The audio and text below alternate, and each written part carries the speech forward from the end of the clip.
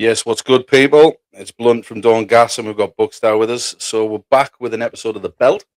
We haven't been here for a while, but we're better placed to pick up than we need to discuss the sort of seismic activity that's happened with Matchroom and Zuffer, which is Conor Benn jumping ship, and I for one didn't see it coming. And we've had a chat about it this week, haven't we, bro? And we've got some differing views, so I thought we'll put it live. What were your initial thoughts? My initial thoughts were pretty much what he actually said in his interview. He's done it for him and his family. How can you blame a man for doing that? I don't understand how it could be looked at in any other way, man. Right? Yeah, I get that. But are you coming from the angle that that nobody deserves any loyalty? In business, there's no loyalty, bro. And at the end of the day, it is business. There is no loyalty in business. If you're working at a job today and your boss stuck by you when you had some heat on you, and that boss stuck by you and a job came right tomorrow and offered you double, you'd be gone. Why should it be looked at any different? But it depends whether you would have been without a career if that said boss hadn't stuck by you, even though it meant potentially ruining the reputation of the company. Is that the reason he got off, though? Would he have got off anyway? He might have got off. Had a career anyway. He may still have had a career.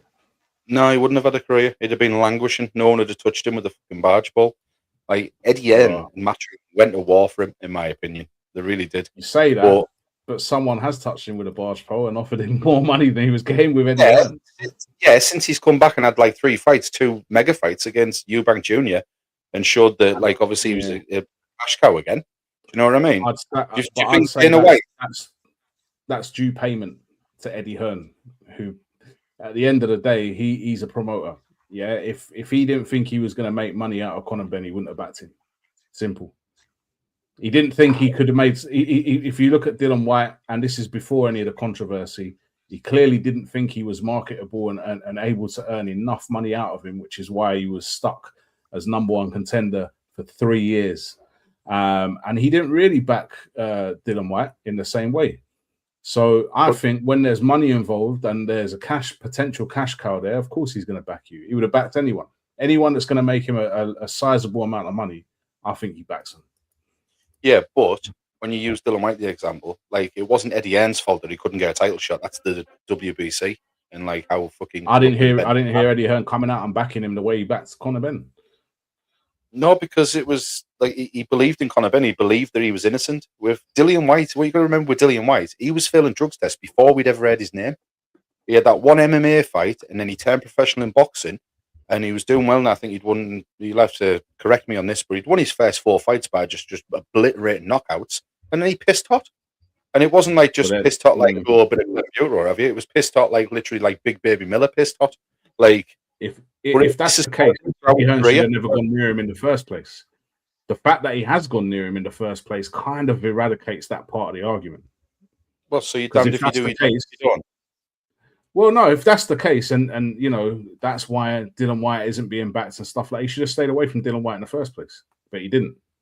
So the fact he didn't, he should have backed him in the same way he should be backing his fighters. Fighters are the ones going and putting their life on the line in these fights.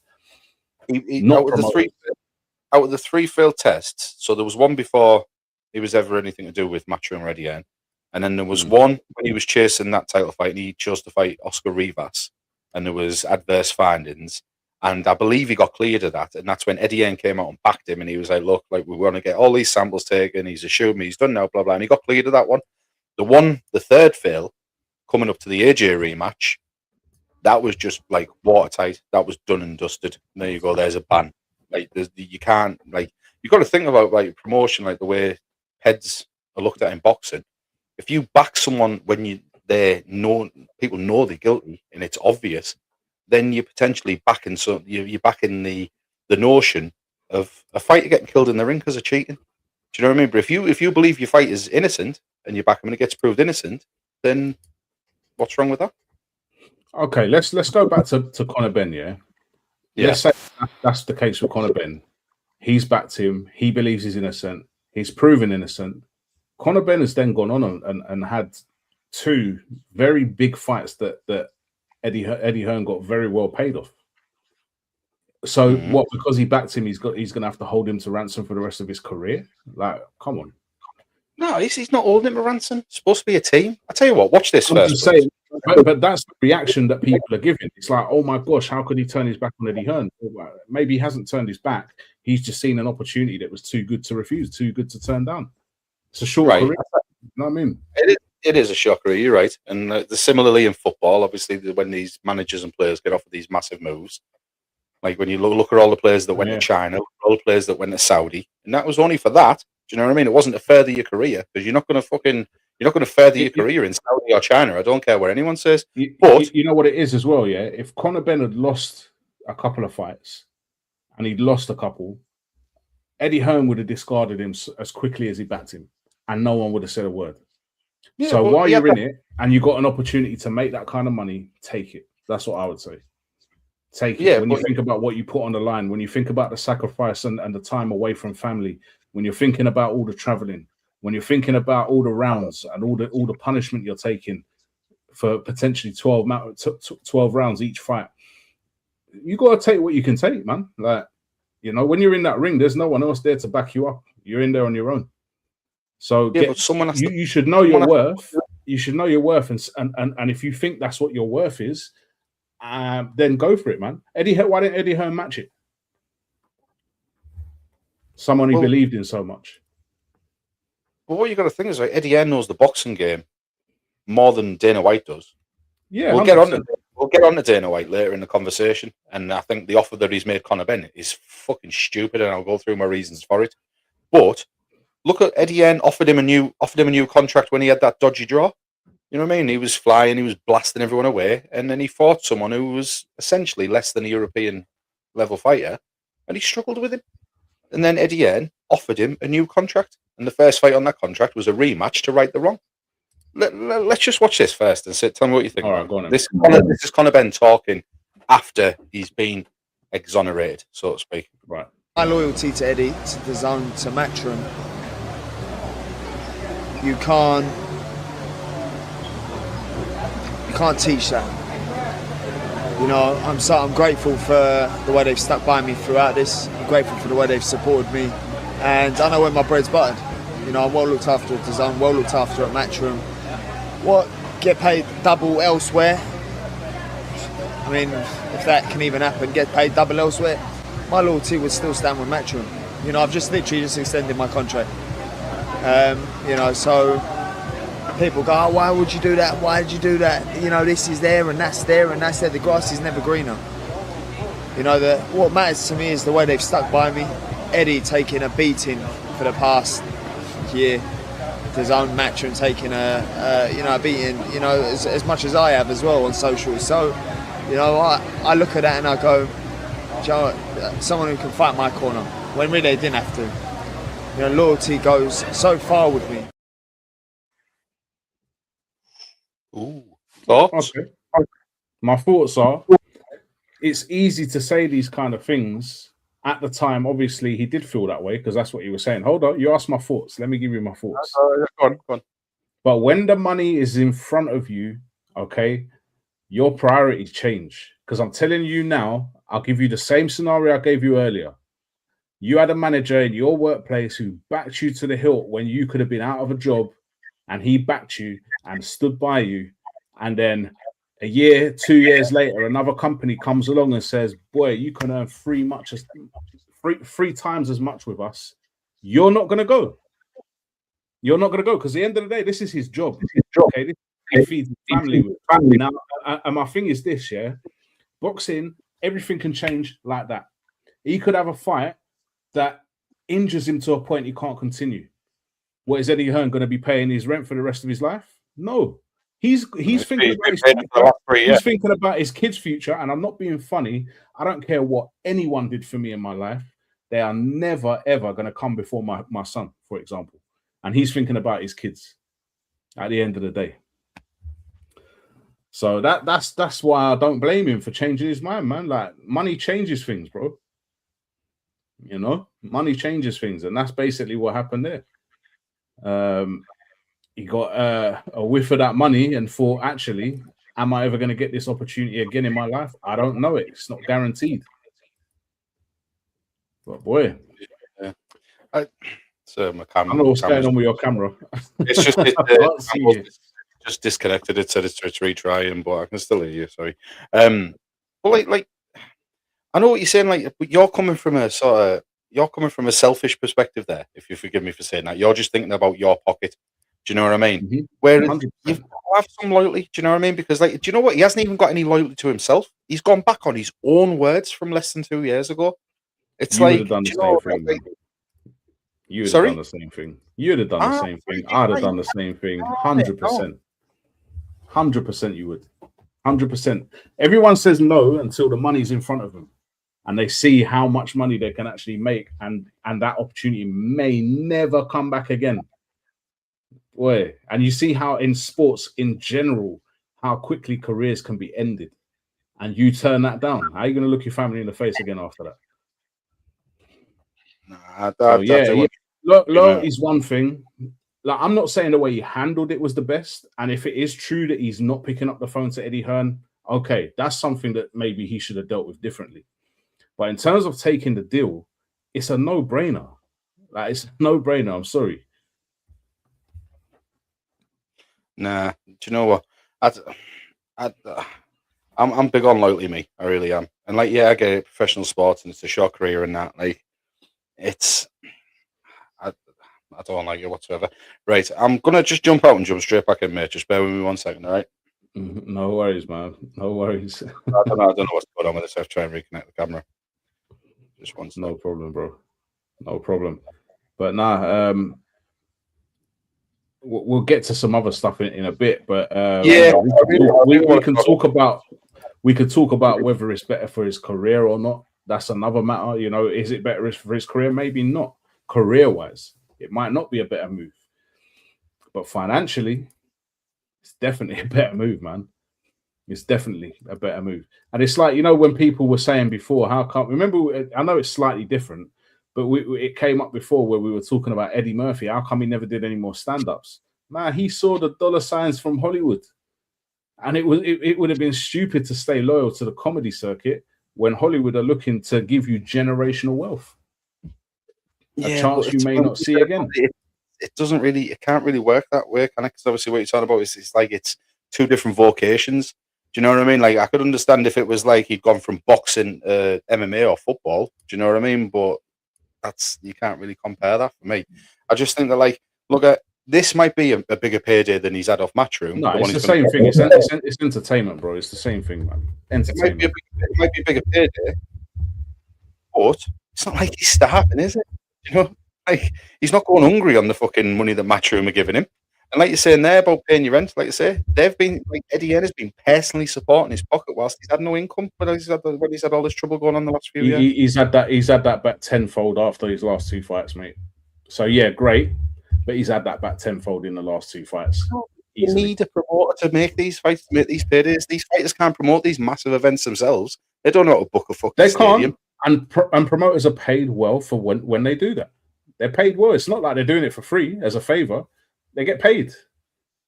They get paid to do that. It's their job. Do you know what I mean? They also they can make these great fights, but when it comes to the fight itself, who's promoting the fight? The fighters are promoting it. The fighters are building up interest. The fighters are going through the training camp. The fighters are getting in and going 12 rounds, not the promoters. Yeah, but what different is Dana White going to do for him? Okay, let me ask you this, yeah. Do you think that Derek Chisora and Dylan White could promote a fight without a promoter and people would be interested? They couldn't set it up. Yeah, 100%. 100% they would. I think they've been in the game long enough to know how to set it up. Get in front of a camera, build the interest. With the internet, you can build interest now. With social media, you can build interest now. So I'm not saying you can do it to the same level as in as in Eddie Hearn. I'm not saying you don't need these people. What I'm saying is they play a part in the bigger picture, but the fighters play the biggest part. No fighters, no promotion. No fighters, no fight.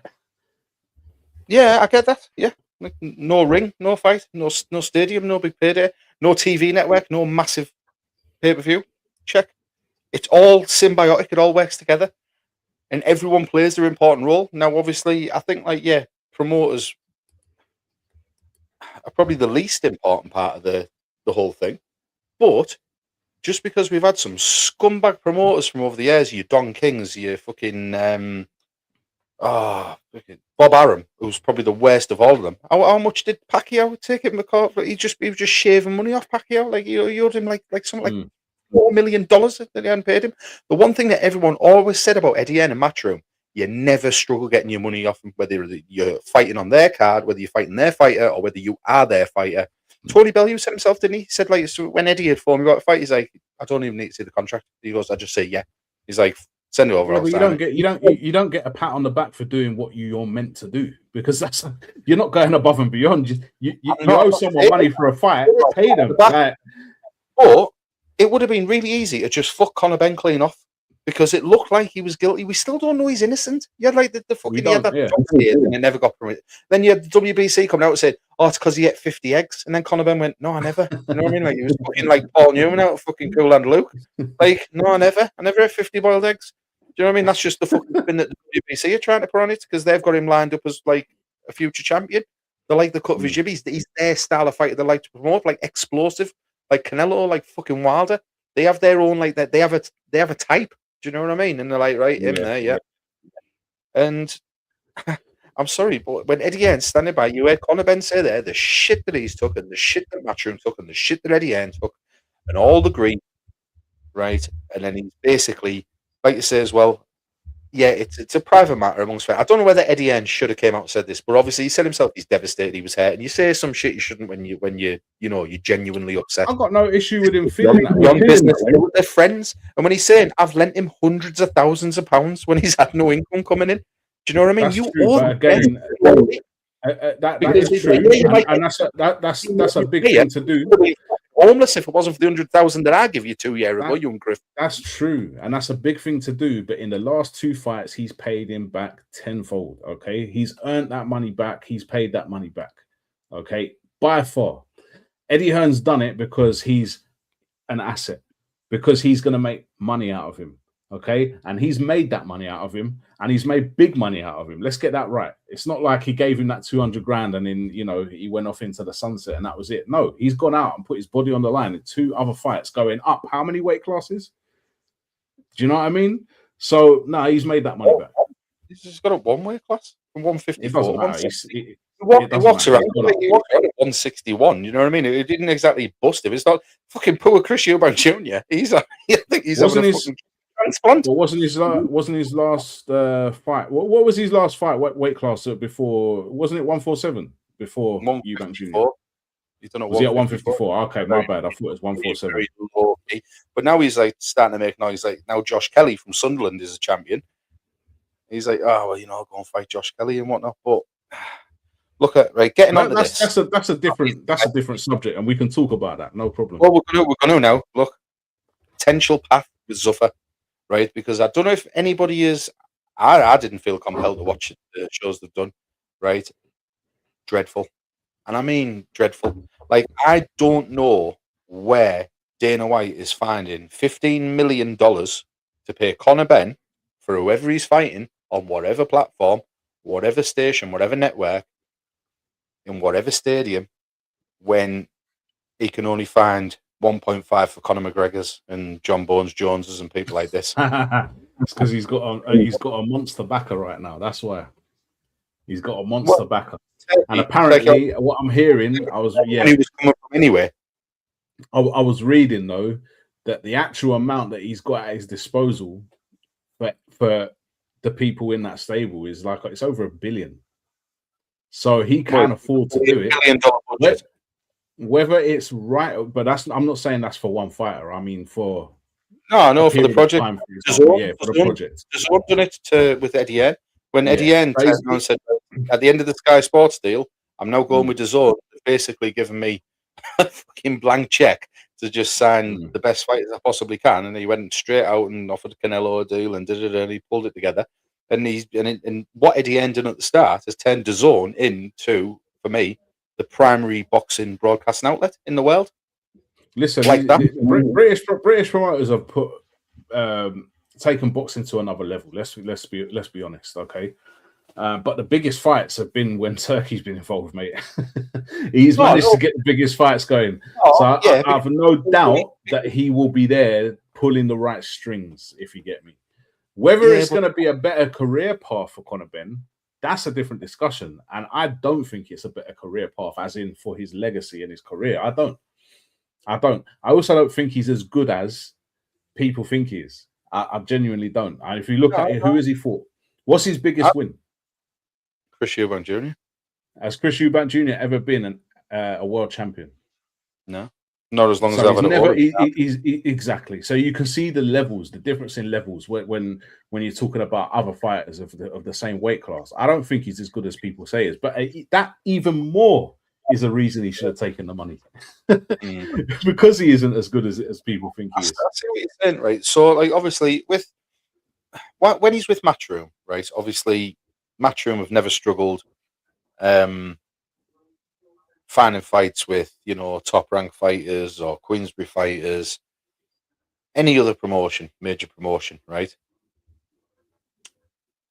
Who is Dana White going to get to risk their title? Because it's got to be a title fight, $15 million. Has to be. Can't give him $50 million for a fucking tune-up, right? So at 154, which is where he's going to go to, because he's got fucking no snap and no power at 160. At 154, who then goes? Because Josh Kelly signed back with Eddie Hearn. So if they come knocking on Josh Kelly, right, we want to fight you for your newly got title, and then Eddie Hearn can just go, I got this one. Fuck off. Right? So, yeah, which is essentially how it should go in it, just like, listen, 100%, because you would. If you were Eddie Hearn, of course you would do that.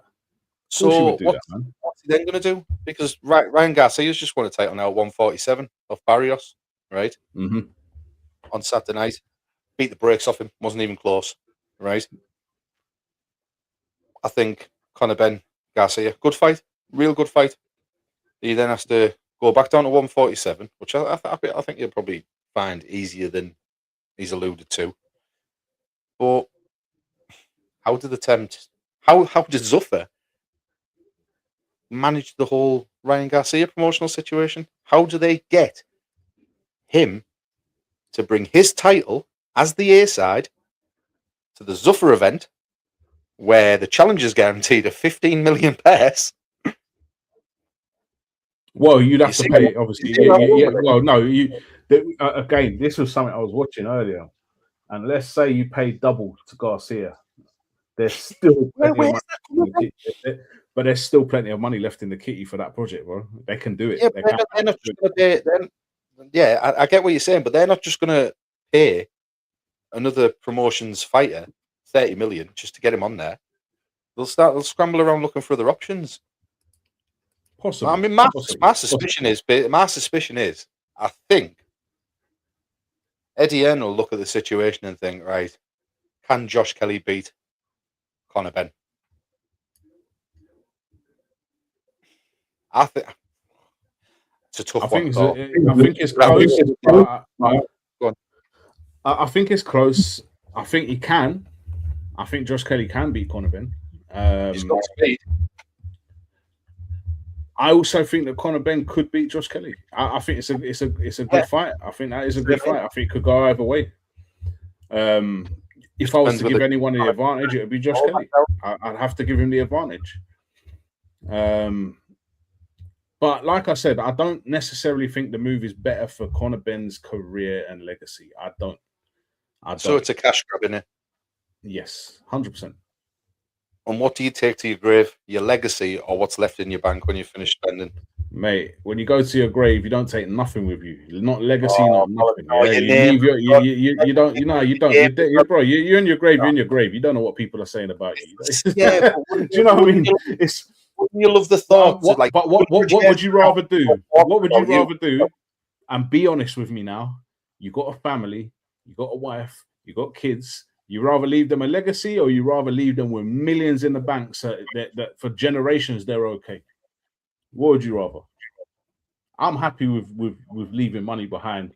People say what they want about me, man. I'm not even here no more. Let them put the fucking body on the line and make their own way. Listen, I think once a year, out with £50 notes, just snug as a bug in a rug.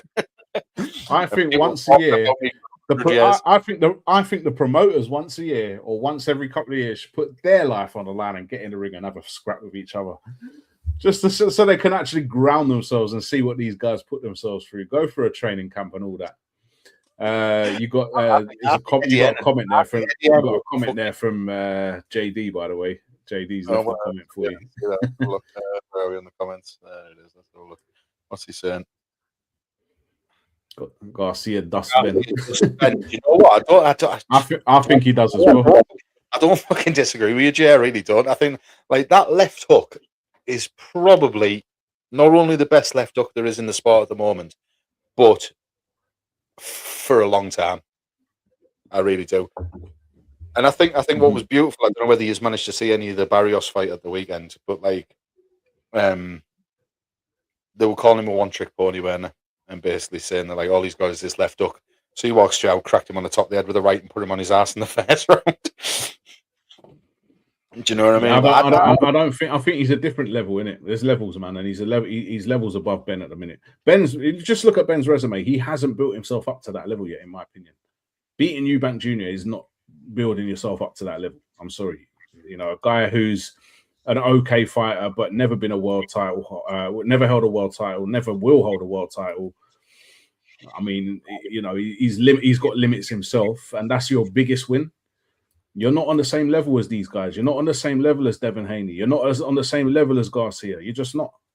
And I'm not even saying it to be horrible. I'm just being honest. Right. No, and you know what? You're absolutely right in you saying. Next time you speak to Matty, when you get a chance to speak to Matty on the next pod he's on, right? You ask him. We're going back. Oh, right. So probably 2019, 18, just before it was before COVID or whatever. We were at my old house and we'd say we were watching. I think I'll tell you what fight it was. We were staying up for Tank versus. Oh God, who was he fighting? Ended it with a vicious uppercut. Mexican dude. Shit. Oh man, the name eludes me. But anyway, the point is, we were talking about Conor Benn and a mutual friend of ours. Well, it's Matty's cousin Tommy. Shout to Tom. He loved Conor Benn. Conor Benn was making his come up, you know, like under Matchroom, by the way, might add. So he's going through the motions as you do, journeyman, and he's blasting people out one. And he said, like, he's going to be this world champion, that world champion. Me and Matty said, probably European level at best from what we were seeing then. I still think the same, to be honest with you. He'll have world title fights. Like I say, he's as a fighter, it's attractive, isn't it? You know, he's fast, powerful, explosive, throws caution to the wind. But we said he'll be on the cusp, but he'll never quite get over the line, I think. It's in between European and world level. And that's where Christian Brown Jr. has been. And that's where probably 80% of the fighters that turn professional are. Do you know what I mean? But yeah, I don't think he beats Garcia. But right, you got to look at it like this, bro. See the top fighters, the top fighters. They're the 1%. Can you honestly call Conor Benn a 1% fighter? Is he one of the 1%? Nah, he'd be lucky to break 10%. There you go. But you know what I mean? Therefore, should he be constantly shouting out Shakur Stevenson's name?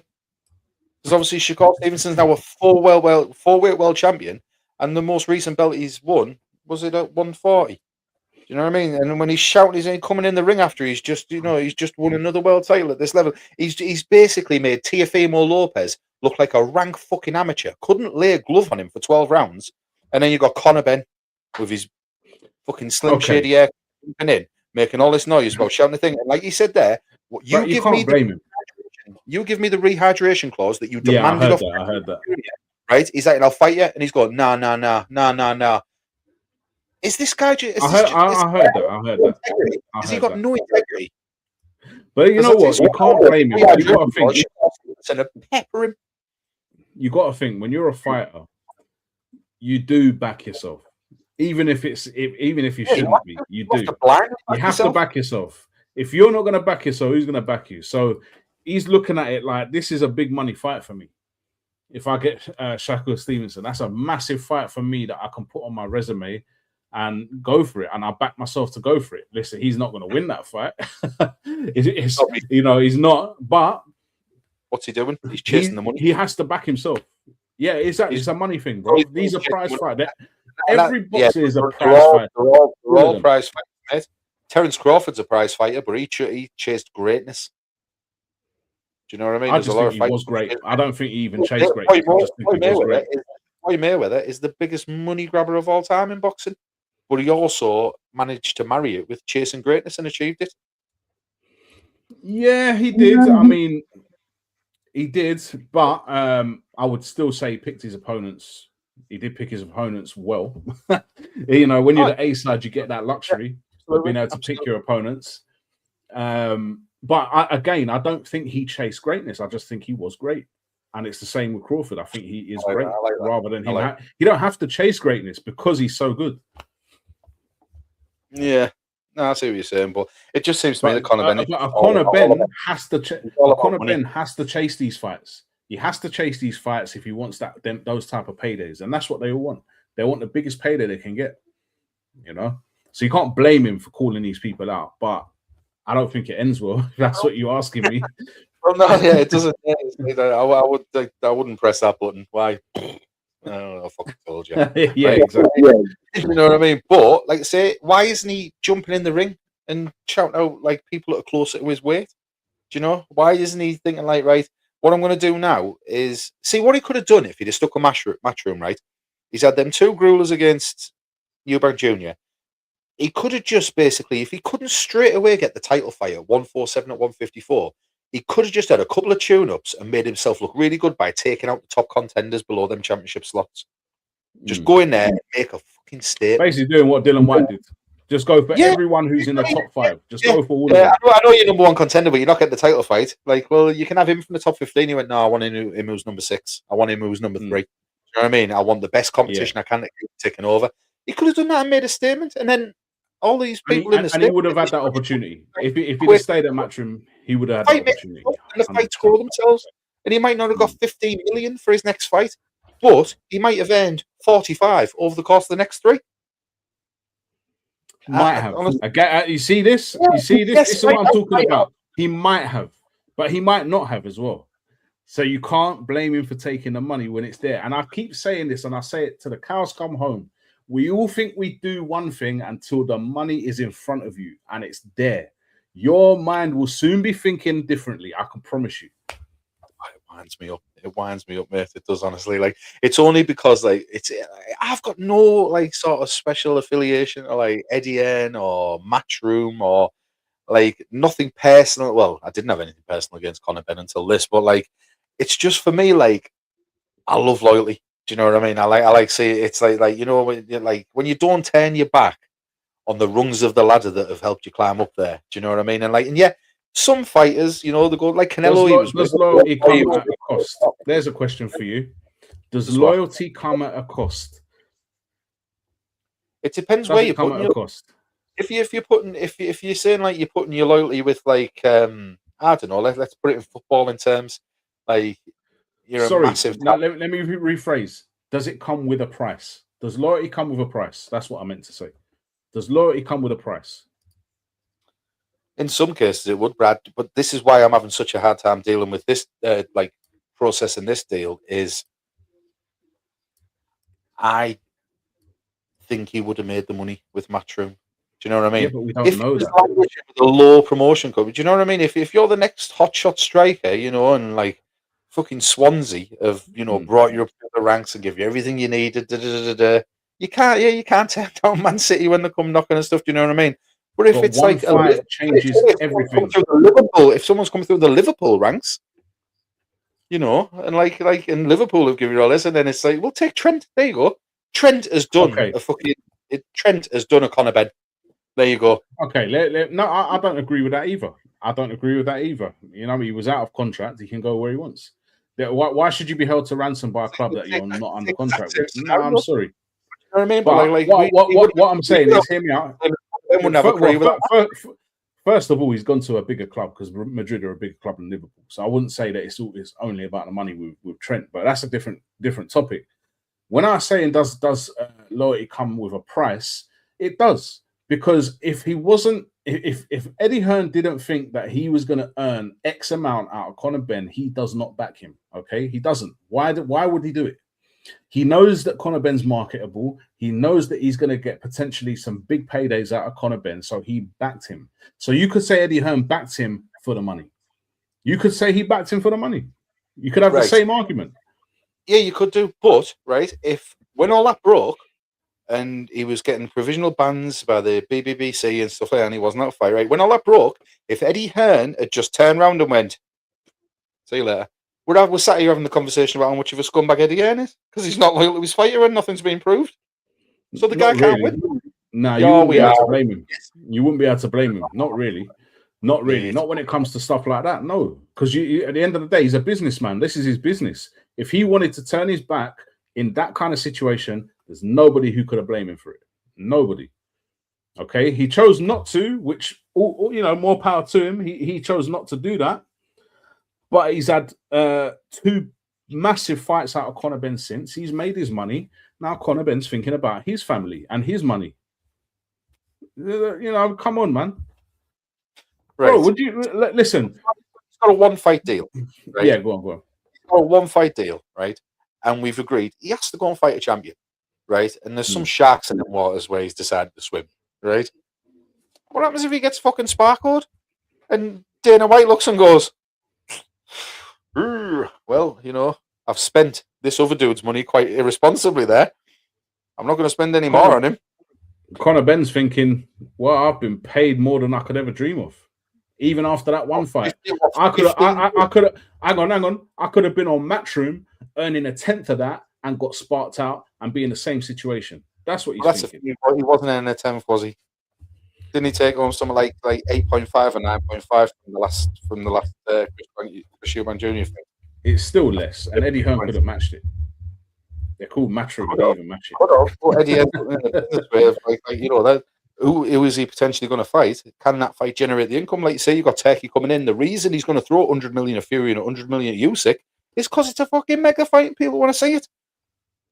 You walk down that street now and they're like, you'd stop the average, I know you shouldn't judge a book by its cover, but in order to get an opinion on this, you're not going to get it off Elsie pulling a little shopping trolley. So you go and find the first fucking bloke you can find, age 25 to 45 on the street, and go, who do you think Conor Benn should fight next? Chances are he's going to go, who? You ask about Tyson Fury, they're like, oh yeah, he's a bit of a gobshite, but I liked his fight against so-and-so. He's not that fucking, he's not that level where he can demand that he's going on like he's a fucking exactly. No, all you're doing is further proving my point. I'd love to be in a situation where people are thinking, right, he's not qualified for that. How the hell is he getting paid that much? I'll be like, I don't care. This is why I'm taking the money while I got a chance. I may never get this chance again.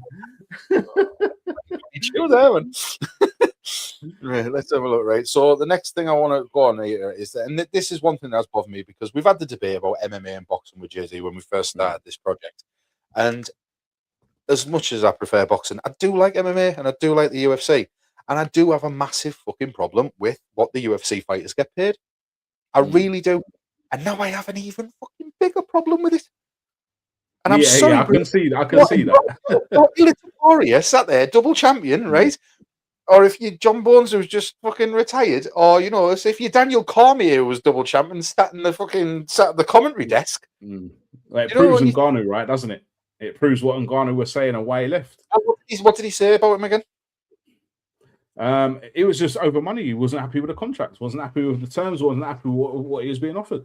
It wasn't enough for what he does, and and you can kind of probably put it into perspective because you can see the kind of money he's trying to give Conor Benn. So I get that. I do get that, and if I was a UFC fighter, I'd be disgruntled as well. I'd be thinking, hang on a minute, you've been with us for how long? Do you know what I mean? So I get that as well. The professional fighters, I mean, they're not going hungry, but I've said this, I'll forever use this term. What UFC fighters, the top level UFC fighters get paid, compared to the top level boxers is slave wages, and that's what it is. And he's got them. You know, it's like a fight to the death because they're trying to earn an extra 50 grand for fight of the night or knockout of the night. Do you know what I mean? Like fucking Tyson Fury, Canelo, Terence Crawford, they're not getting out of bed for 50 grand, let alone trying to stuff some bastard skull in. Yeah, no, it's true. It's true. And maybe that's because that's what they become accustomed to, isn't it? Do you think he's made? But I think that you have to remember, okay, UFC is very popular, particularly with the younger generations now. They're more getting into the UFC and stuff, but it's still nowhere near as big as boxing. It hasn't got a pull as big as boxing. When it comes to the top fighters, it just doesn't. It hasn't got the reach of boxing. And that's maybe because it hasn't been going as long as boxing has. So when you're able to have that kind of reach, pause, then maybe. Are you listening to this? Yeah. Go on, sorry. Nowhere near as big. Then maybe then you can be really disgruntled and try and do something about it. But it's not as big as boxing. It's just not. It isn't. Do you think he's made a rod for his back with the Zuffa thing and this? Yeah, definitely. I'd love to just see some sort of like, fighters don't have unions, do they? Do you know what I mean? But you essentially, if you've got everyone tied under one umbrella contract, there should be some sort of fighters union within the UFC, or they could just all club together and just be like, guess what? You know that massive event you've got slated, like UFC 347 or whatever, that's going to sell out the fucking stadium in Las Vegas. We ain't going. Not until 2 title fights are getting guaranteed $15 million each, mate. Because I'm sorry, right? Like I say, you've got your Ilia Toporias, people like that. Conor Benn's not on their level in their respective sports, is he? No. These are the elites that we're talking about, and like they're looking, thinking, "Fucking 50." You know, like you're waking up and seeing that news, and you're rubbing your eyes. You're like, I can't see the decimal. Oh, there isn't one. And I'm not being funny. If you're a UFC fighter and you're actually a UFC fighter, you're probably thinking what we do is more dangerous, even though it's not. You're probably thinking, well, hang on, you know what we do. Statistically, if you're actually a fighter. You are going to be thinking that, though, aren't you? Yeah. As a fighter, you're going to be thinking that. Like, hold on a minute, what are they doing that we don't do? You know, it's going to be interesting. It'll be interesting how it pans out, because even if he just turns around the fact, like the UFC side of things, goes, well, you know, it's not Zuffa's money, it's Turkey's money, and they'll be like, well, like, if you're going in there, sign that deal, and say, right, I'm starting Zuffa boxing, and I'm going to get $1 billion, you've got to be turning around and say, right, as part of this deal, I want to take fucking 10% of that and invest it in the UFC purses, so there's no friction. Do you know what I mean? Do you know what he does? Dana White does come across as a bit of a slime ball, doesn't he? He just does. I don't know. There's something about him. You see the clip of him slapping a bar, or have you? Yeah, I heard about that still. Yeah, heard about it. I'll Google it. I'll show you it. But like, I believe you. I don't need to see it, man. You saying the other day he went on about, like, he was referring to Frank Warren, Eddie Hearn. Like, he's like, oh, I'm beating up babies. And then he's saying, is there a bigger pussy in all the combat sports than Eddie Hearn, crying about this deal and that deal? Like, I'm sorry, mate. Like I would be willing to bet everything I own, right, if them two go in the ring and put the gloves on, Eddie Hearn would fucking destroy him. Because Eddie Hearn can fight a bit. Not a lot, but he can fight a bit. And I honestly, like, Dana White, just he does strike me as just a little behind the scenes, sniveling little, maybe just a rat. But nah, I wasn't a fan of the bloke style. I'm even less of a fan now. Like, I'm all for, you know, get your business up. You know, if you're going to take the best fighters away from the other promoters, do it. But when you sat there and just like, and then he's getting all salty about it, have a bit of integrity. Yeah, this is it, man. But I just think that's angered me, this whole situation. It really has, and I just think that, like, I believe in karma as well, and I think Conor Benn's going to get his comeuppance. I think he's going to have to take a risky fight for this 15 million, and if he loses, it's not going to be good for him. If he loses badly on his back, where does he go then? Because Queensbury and Matchroom aren't going to touch him. Yeah, no, that's true. Well, you say that now. It depends what he does. It depends what he does. If he goes out and absolutely knocks it out of the park and shocks the world, then they might. But you know what? If he does that, then all power to him. I just can't see it. But I'm going to need to see who he's fighting. I think around that, like I say, JD said, I think Garcia does him at 147. I think he struggles with Josh Kelly at 154. There's no way he's going to end up fighting Shakur Stevenson because it'd just be ridiculous the size of him coming in compared on the night because he won't give him the rehydration clause. So that fight's never going to happen. Yeah, so I guess time will tell. Have we seen any potential dates about when this $15 million fucking purse fight's going to happen? Because it's going to have to be soon. No idea. I haven't seen anything. I haven't seen a thing. Needs to stay active, man. So yeah, it'd be funny if they just can't get the fight across the line for whatever reason. Do you want to hear something outrageous? I always worry. Sorry to divert. Juventus are 3-0 up. They've pulled it back to 5-5. Oh, fuck. And it's 90 plus 6 minutes. 90 plus 6 minutes. Monaco PSG is 2-2. Monaco PSG 2-2. So PSG go through 5-4. And Madrid 2-1, 90 minutes plus 8. They're 3-1 on aggregate. They're definitely through. And Dortmund are out as well. Atalanta 4-1 today. So yeah, that's mad. The Juve. Oh, it's extra time. Yeah, it's gone to extra time. Yeah. So they don't have a way. Yeah, be extra time. What do you make of that? Do you think they should like? I understand it in COVID because there was no fans in the stadiums, but now the stadiums are full again. Do you think away goals should count? I miss away goals. I do miss away goals. There was something special about it, wasn't there? Because you had to go to their stadium, that atmosphere, and score. Yeah. And it encouraged for a better game, didn't it? You couldn't just sit on it because you're like, right, well, if we get one goal now with that 2-1 that we've got from, do you know what I mean? We get, or you win 2-0 and you go, if we get one goal now, they need fucking 4. It was way more exciting. Way more exciting, man. Definitely. Nah, away goals was very exciting. Done, man. The game's gone. Yeah. But there we go. Well, apparently boxing's gone as well. Cool. After this, yeah. Oh man, you know what? I'm going to join the national fucking Tiddlywinks League or something like that. I'm done with all professional sports. Oh dear. I'm going Sunday. Yeah, man. If the Borough don't get I'm watching park football. But to summarize, man, I think I can understand why Ben's done what he's done. And I can understand Eddie Hearn not being happy about it. I do. I get it. And I don't think that Eddie Hearn's in the wrong for being upset about it. But I also don't think Conor Benn's in the wrong for thinking about his family and putting them first. Eddie Hearn, no matter what he does, is never going to be more important to Conor Benn than his family, is it?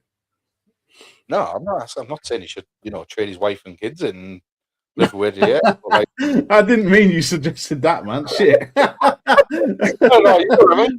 Just like flatmates, like on Friends and that, but I just think that they've stuck by him, they give him a start in the first place, they've made sure he was all right, they've gone, like you say, they've died on a hill for him, and as soon as he's got himself established, the first sort of sniff of different pussy, he's just gone. Well, not really, no, and I'm not going to have that, and I'll tell you why. Once Matchroom. Once he was back fighting again through Matchroom, he would have been getting offers then. I guarantee he would have been getting offers then. I don't think that these offers all of a sudden just started now. He would have been getting offers that he's turned down, and people don't probably see that side of it. That the offers that he's turned down to stay with Matchroom and give Eddie Hearn those 2 massive fights with Eubank Jr. So I'm not having that. No, I don't agree with that. I don't agree with that.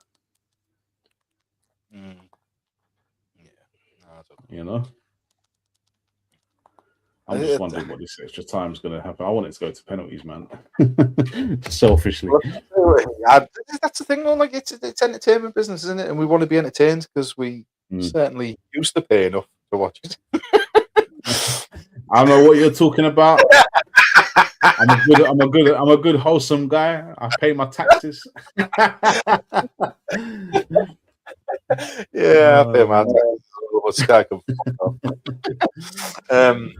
So cheers for jumping on, bro. It was a good conversation. I enjoyed it. Let us know in the comments what you think.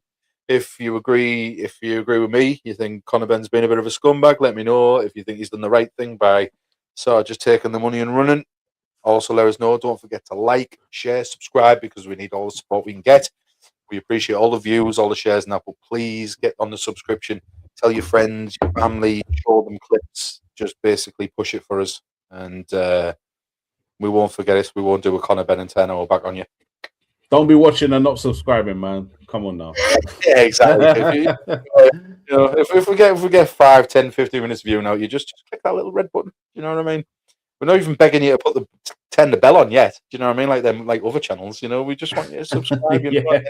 One step at a time. Or notifications at a later date. Yeah. So what have we got coming up? We're back with the main Don'tcast podcast tomorrow night, which is have we already said on the badge last night what it's about?